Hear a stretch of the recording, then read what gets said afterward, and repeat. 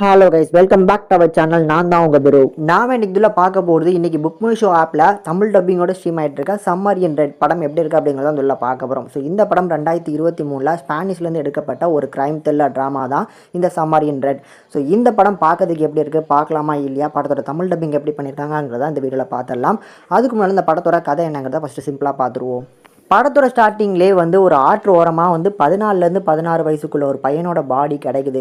So இந்த பாடியை பார்த்துட்டு அந்த கேஸை இன்வெஸ்டிகேஷன் பண்ணுறதுக்காக நம்ம படத்தோட ஹீரோயின் வராங்க. இவங்க பேர் மரீனா.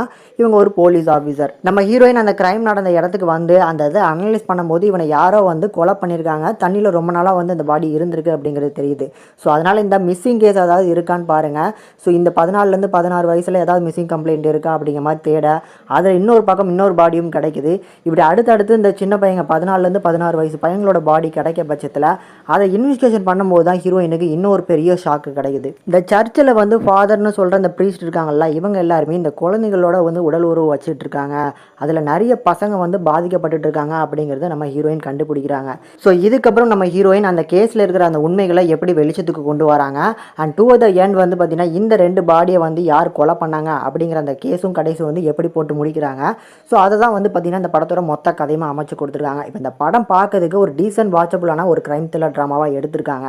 ஸோ இந்த படத்தில் இருக்கிற பாசிட்டிவ்னு பார்க்கும்போது இந்த கிரைம் போர்ஷனாக இருக்கட்டும், அந்த கிரைம் போர்ஷனாக நம்ம ஹீரோயின் வந்து இன்வெஸ்டிகேஷன் பண்ணுற அந்த மெத்தட்ஸாக இருக்கட்டும், இது எல்லாமே வந்து போல்டாக இருக்கும். ஸோ ஹீரோயினோட அந்த கதாபாத்திரத்தை வந்து ஆர்க் வந்து நல்லாவே டெவலப் பண்ணியிருக்கிறதுனால ஸோ ஒரு இடத்துல வந்து அவங்க இன்வெஸ்டிகேஷன் பண்ணுறாங்க அப்படின்னா அந்த போல்டான அந்த கேரக்டர் இருக்குது பார்த்தீங்களா, அதுதான் இந்த படத்துக்கு வந்து நல்ல ஒரு பேக் போனாக இருந்திருக்கு.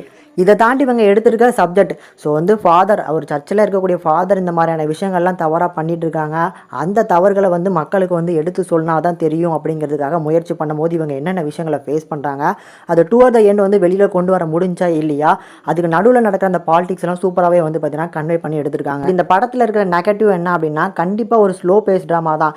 இந்த படத்தோட டூரேஷனே கிட்டத்தட்ட ரொம்ப ஷார்ட் அண்ட் ஸ்வீட்டாக எடுத்திருக்க மாதிரியான டூரேஷன் தான். அதுவே வந்து ரொம்ப பொறுமையாக ஸ்லோவாக போகிற மாதிரியான ஒரு ஃபீல் தான் இந்த படம் இருக்கு.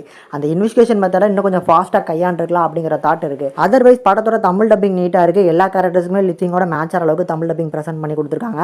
இந்த படத்தை ஃபேமிலியோட பார்க்கலாமான்னு கேட்டிங்கன்னா கண்டிப்பாக வந்து ஃபேமிலியோட பார்க்கறதுக்கு வேணால் கொஞ்சம் தனியாகவே உட்காந்து பார்த்து என்ஜாய் பண்ணுங்க அப்படிங்கிறத என்னோட ப்ரிஃபரன்ஸ். இந்த படத்துக்கு நம்ம சேனல் ரேட்டிங் பார்க்கும்போது 5க்கு 2.7 வரைக்கும் ரேஷியோ கொடுத்துருக்கோம். ஒரு ஆவரேஜான ட்ராமா.